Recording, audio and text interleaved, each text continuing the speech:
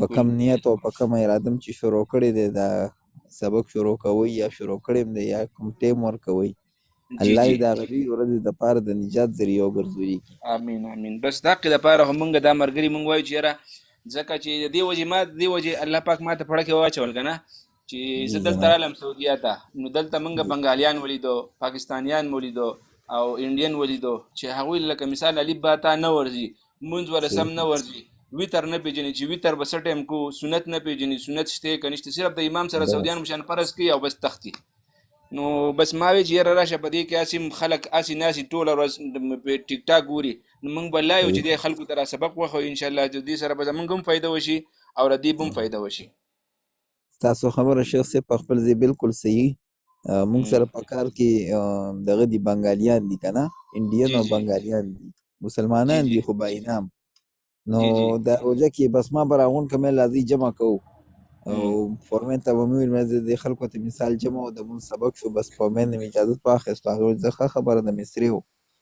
نو جی جی یقین وکړئ چې کلمه خفه کېږه باندې مو ورنه کوو.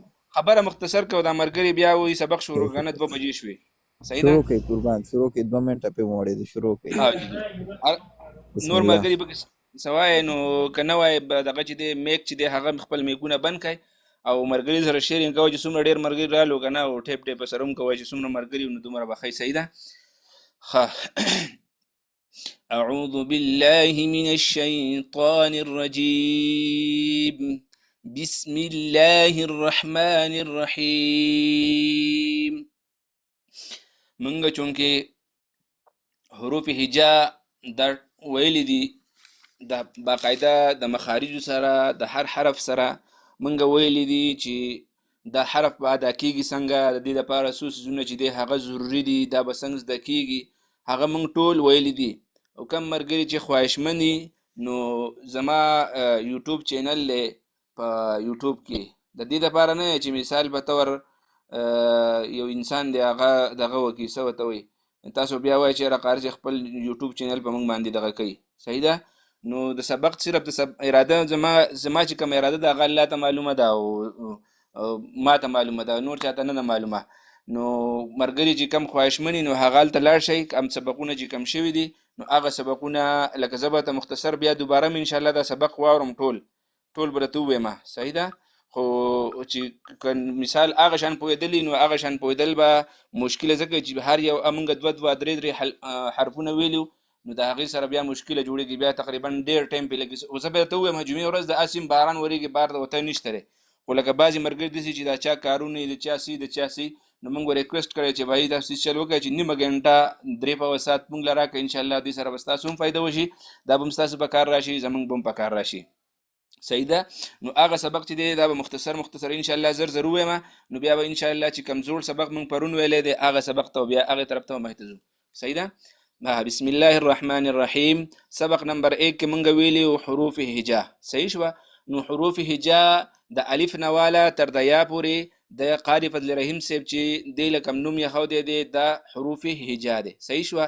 نو حروف هجا دا د دې الف نه والا تر د یا پورې د حروف هجا نوم دی، د قرآن مجید چې کوم الفاظ دي او د قرآن مجید چې کوم بنیاد دی د هغې الفاظ د څو دي د هغې نوم حروف هجا دی. صحیح شوه؟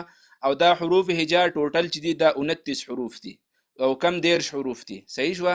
نو په دې کې به موږ څنګه په پښتو کې یا په اردو کې د الفاظ وایو که نه پا شوه یا ټا شوه دا حرفونه چې دي دا په دې کې نشته دی. صحیح ده؟ نو دې کې صرف 29 حروف دي، دا به ذهن کې یاد ساتل دي چې 29 حروف دا د قرآن مجید بنیاد دی. صحیح ده؟ ها دویمه خبر دا ده چې ما تاسو ته ویلی و چې یو الف دلته لیکلی وړوکی الف یو غټ لیکلی دی نو دا الف چې دی دا کم غټ حروف چې دي دا د لیکایي پړایي دپاره استعمالیږي، لکه مثال په طور موږ یو ځای کې لیکایي کوو یا پړایي پړاو نو په هغې کې دا استعمالیږي. صحیح ده؟ او دا وړوکی حروف دا وړوکی حرف چې دی دا د دې د زده کړې لپاره پړاویږي چې یاره موږ په دې باندې چې دا کم حرف دی دا موږ په دې باندې څه کوو موږ دقه زده کوو. صحیح ده؟ نو د هغې لپاره دقه لفظ دا حرف چې دی دا استعمالیږي. صحیح شوه؟ دا د دې زده کړې لپاره. صحیح ده؟ او اهمه خبره چې دا هغه دا چې د هر حرف چې دی هغه درې څیزونه چې دي زده کول دي. صحیح ده؟ یو د هغې نوم زده کول دي، یو د هغې شکل زده کول دي، یو د هغې اواز زده کول دي. صحیح ده؟ نو نوم او شکل دا خو موږ ته راځي چې یاره مثال په طور ما تا ته وایي چې دا څه شی دی، ته به چې دا با ده. صحیح شوه؟ نو دا شکل هم تا ته معلوم دی او نوم هم تا ته درځي چې بای نوم دی. صحیح ده؟ خو اصل چیز چې دی هغه اواز دی. دریم نمبر چیز چې دی هغه سره هغه اواز دی. نو دی اواز به موږ څنګه وباسو؟ لکه چې اوس دې ملګري وي د قاري صاحب نو دوا د دوا کې څه فرق دی؟ صحیح ده؟ نو دغه فرق د اواز دی. دا اواز چې کله موږ تاسو وباسو نو موږ ته پته ولګي چې یاره د اواز موږ زده کړو، نو موږ ته پته ولګي چې یاره د دوا کې چې دی فرق څه دی. نو دا فرق چې موږ زده کړو نو د اواز زده کړو نو فرق به موږ ته خپل معلوم شي. صحیح ده؟ نو اوس په تاسو ته درې څیزونه د هر حرف زده کول ضروری دي. یو د هغې نوم زده کول، یو د هغې شکل زده کول، یو د هغې اواز زده کول. نو نوم او شکل او شکر الحمدلله موږ ټول ملګري چې ناست یو نو د ټولو له به ورځي. صحیح ده؟ څه غلطیانې به ما کړي، څه غلطیانې به په تاسو کړي، دا غلطیانې به د یو بل نه وباسو. صحیح ده؟ نو اواز چې دی اواز به زده کوو. نو اواز به موږ ته زده کېږي څنګه؟ نو تاسو ته ما وایي چې اواز چې موږ زده کوو نو دې هر حرف چې دی د دې به مخرج پېژنو چې یاره دې مخرج څه دی.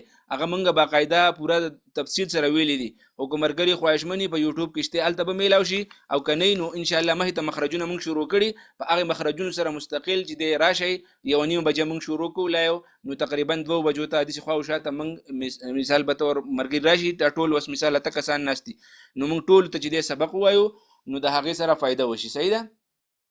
ها اوس به موږ دا حروف هجا زر زر ووایو بیا مخې ته خپل سبق وایو. صحیح ده؟ ها بسم الله الرحمن الرحیم. الف با تا ثا جیم حا خا دال ذال را زا سين شين صاد ضاد طا ظا عين غين فا قاف كاف لام ميم نون واو ها همزه یا. صحیح شوه؟ دا زمونږ شو دا زمونږ حروف تهجی. څوک ورته حروف تهجی وي او څوک ورته حروف هجا وي. صحیح ده؟ نو دا زمونږ حروف تهجی یا حروف هجا شو. صحیح شوه؟ ټیک شوه؟ اوس په موږ مخې ته چې دی پرون چې کوم موږ سبق ویلی او بل اوس چې کوم موږ سبق ویلی دا 2 ورځې چې کوم موږ سبق ویلی دی هغه سبق به انشاءالله موږ اوس مخې ته وایو. مخې ته موږ مخارج شروع کړو هغه مخارج په اوس وایو. صحیح ده؟ ها سبق نمبر 3 مخارج الحروف. ما تاسو ته ویلي د ټول نه لومبۍ خبره چې ده هغه هلته موږ ووایو چې خا به څنګه ادا کوو او حا به څنګه ادا کوو. نو خا او حا کې چې تا فرق وکړو نو تا ته پته ولګي چې یاره دا خا ده او دا حا ده. یو باندې د پاسه ټکی دی او په بل باندې د پاسه ټکی نشته. مهرباني کوئ څوک چې راځي خپل میک بندوئ. زه دې ځای نه میک هم بندوم او سبق ومې نو مشکل راته جوړېږي. نو یو خا ده یو حا ده. صحیح ده؟ نو مخارج الحروف په اخر کې فا ده. نو فا تاسو ته ما ویلي چې فا ادا کېږي د لاندې شونډې د خېټې بره مخامخ 2 غاښونو د سرونو نه. صحیح شوه؟ نو مخارج الحروف. نو اوس تا ته قاري صاحب لاندې وایي چې مخارج الحروف حروف چې دی دا د حرف جمع ده. نو مخارج د څه جمع ده؟ دا تاسو ته قاري صاحب مخې ته لاندې وایي مخارج د مخرج جمع ده. چې هلته عین زده کړی نو موږ په پښتو کې وایو جمع ده. نو جمع چې دی جمع موږ څه کوو؟ جمع موږ په پښتو کې وایو او عین چې دی دا به موږ د عربی چې موږ کوشش کوو چې کله د پښتو خبرې کوو نو په هغې کې هغه الفاظ چې هغه موږ په قاعده کې ویلي هغه موږ اپلای کوو هغه موږ وایو نو د هغې سره به زموږ چې دی الفاظ برابرېږي. صحیح شوه؟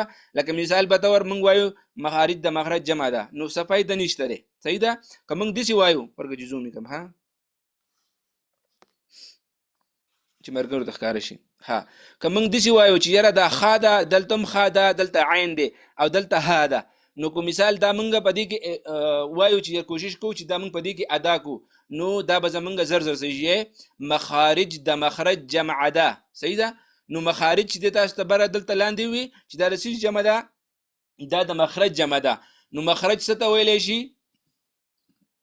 هغه مخې ته قاری صاحب وایي نو مخرج یو ته وایي او مخارج ډېرو ته وایي چې د دوو نه زیاتېږي لکه مثال یو نه دوه کېږي یا درې کېږي مثال دا پنسل دی نو چې مثال د دې سره دوه یو بل ملګری کېږي یو سره درې ملګری کېږي موږ وایو یو پین او پینونه پنسل پنسلې صحیح شوه دا پښتو کې دا جمع کېږي صحیح ده نو دقه شان د مخارج دا د مخرج جمع ده مخرج یو ته ویلی شي که مثال به طور د یو حرف چې دی یا یو مخرج چې موږ وایو نو هغې ته موږ مخرج وایو چې موږ نه څوک تپوس وکړي چې دوه مخارج درې مخارج نو هغه بیا موږ جمع کوو صحیح شوه اوس مخکې د قاري صاحب ووایي چې مخرج څه ته وایي نو مخرج ویلی شي د حرف د راوتو ځایګي ته د کم ځای نه چې حرف راوځي لکه مثال په طور ما دا نقشه ده زما سره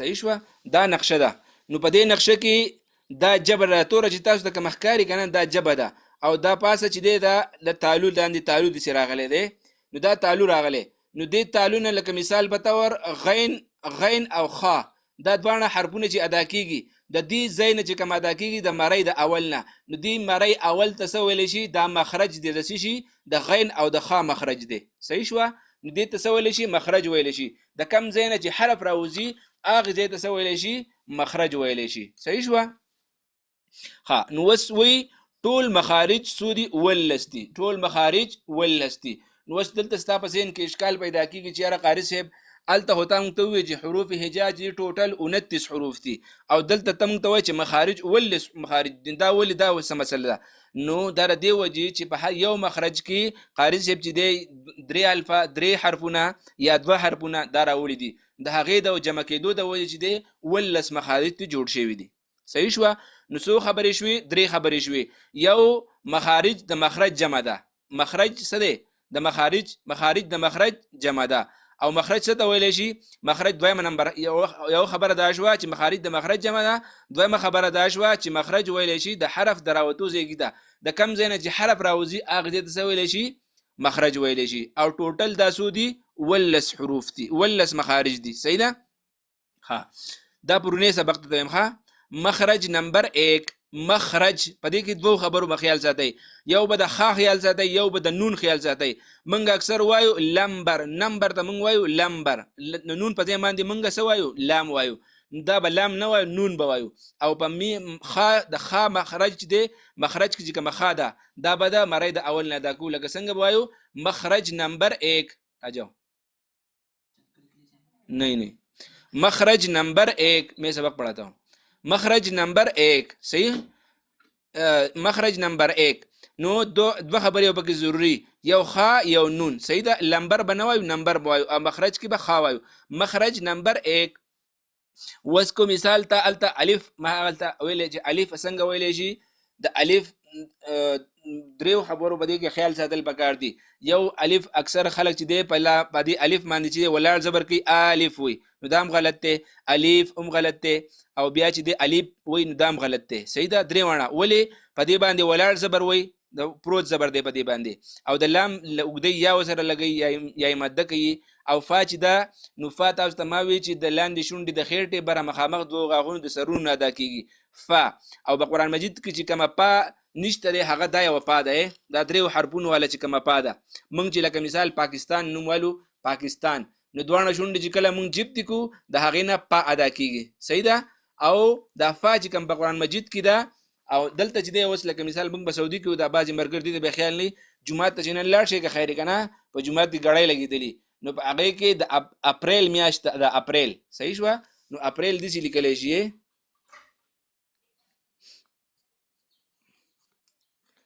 اپریل صحیح ده نو دی څه لیکلی دی د اپریل په ځای باندې ابریل لیکلی دی پا نه وي صحیح ده دا با د پا په ځای باندې با وي نو په قرآن مجید کې پا نشته دی نو پا څنګه ادا کېږي پا د دواړو شونډې چې کله موږ دا شونډې دي دا موږ داسې جبتې کو د دې نه څه ادا کېږي د دې نه پا ادا کېږي صحیح ده نو دغه پا به موږ په قرآن مجید کې نشته دی نو مهرباني به کوو موږ به دغه پا څه کوو دغه پا به موږ نه وایو صحیح ده موږ به څه وایو فا به وایو څه به وایو فا دا بره مخامخ چې کم دوه غاښونه دي هغه به لاندې چې دی په شونډه باندې ږدو او د هغې نه به موږ څه ادا کوو فا به ادا کوو نو څه به وایو الف صحیح شوه الف ا به هم نه اوږدو لام به هم نه اوږدو او فا به هم د خپل ځای نه ادا کوو نو څه به وایو الف الف همزه زبر ا لام فا زیر لف الف.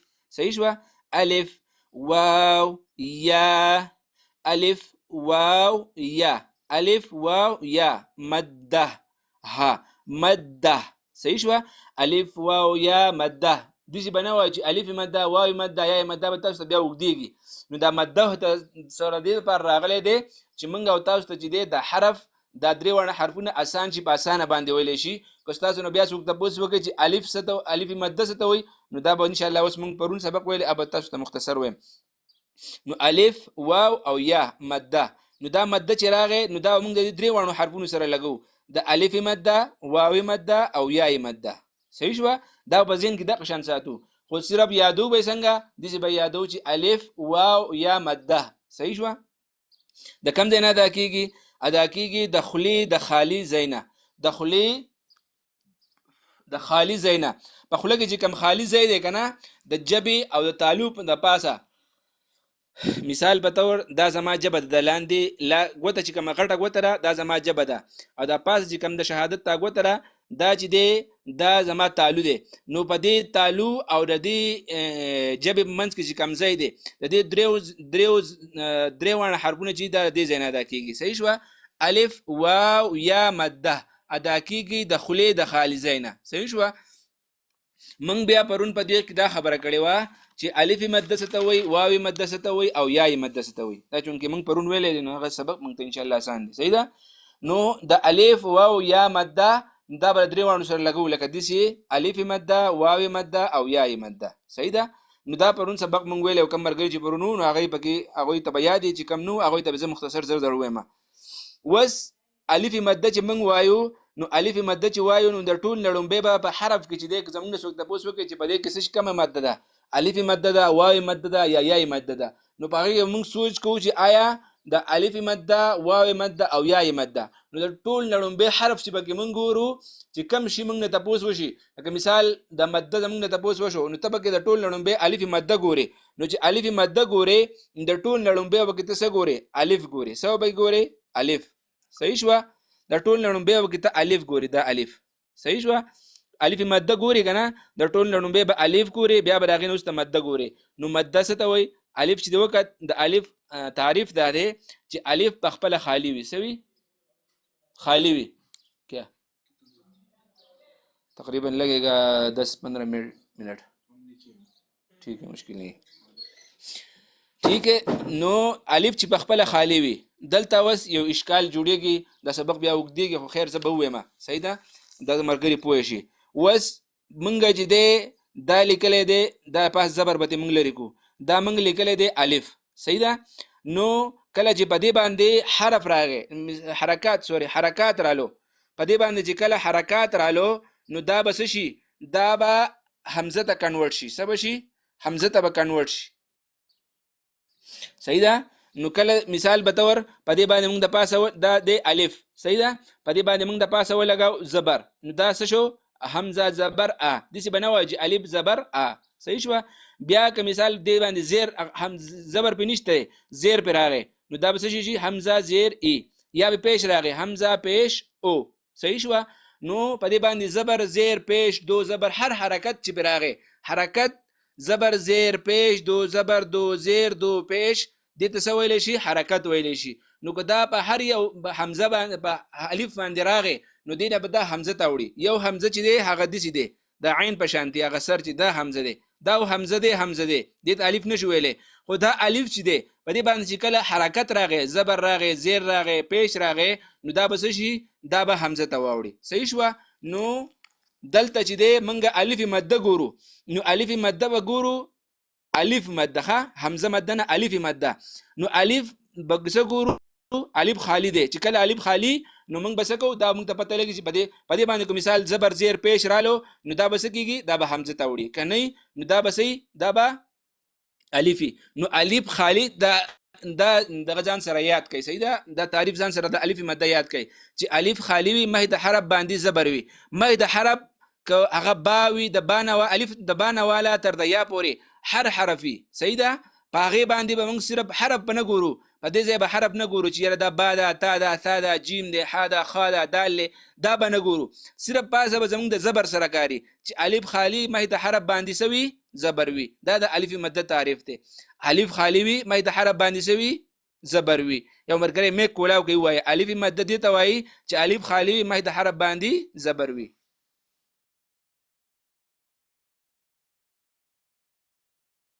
یو مرګره مې کولاو کوي وای چې تعریف ستاسو ذهن تعریف زده شي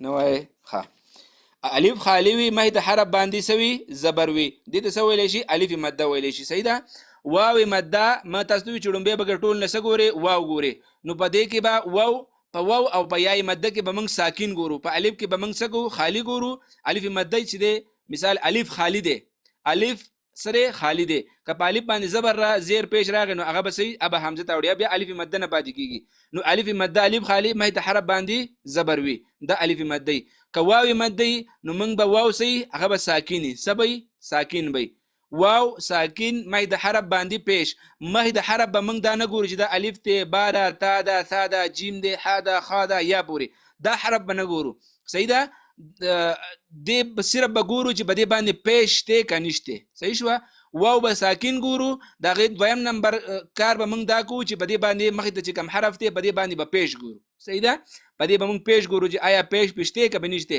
که مثال واو ساکنو او مخې ته یا زیر راغلی یا زبر راغلی هغه بیا بل لغی هغه ان شاء الله مخې ته روان دی هغه بیا موږ تاسو ته وایو صحیح ده واو ساکن مخې ته حرف باندې پیش واو مده الف خالی مخې ته حرف باندې زبر الف مده واو ساکن مخې ته حرف باندې پیش واو مده لکه حمزه واو پیش او با واو پیش بو تا واو پیش تو ثا واو پیش ثو جیم واو پیش جو ح واو پیش حو یا واو پیش یو صحیح شو 66 مرګي ناس ماشاءالله شیرینګ وکړي چې مرګي ټول راشي سمره ثواب به موږ ته ملایوي تاسو ته ملایوي صحیح ده ها نو الف خالی مې د حرف باندې زبر الف مده واو ساکن مې د حرف باندې پیش واو مده او یا وس په یا مده ګورو صحیح ده نو یا ساکن مې د حرف د لاندې زیر په درې وانو کې به موږ مې د کم حرف ته هغه لومبه ګور د ټول لومبه به الف مده ګوري نو الف وګوري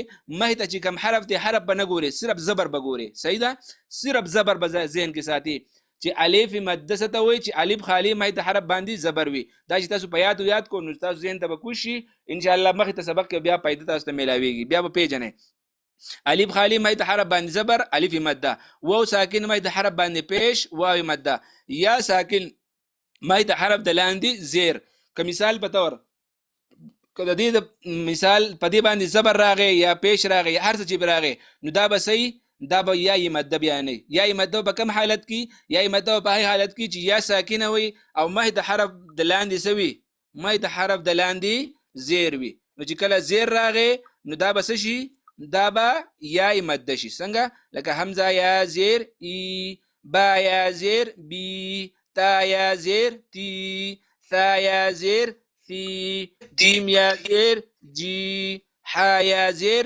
حی یا زیر یی صحیح شو دا درې وانو تعریف دا شو چې الف خالی وي مخ د حرف باندې زبر وي دته الف مده ویل شي واو ساکن وي مخ د حرف باندې پیش وي دته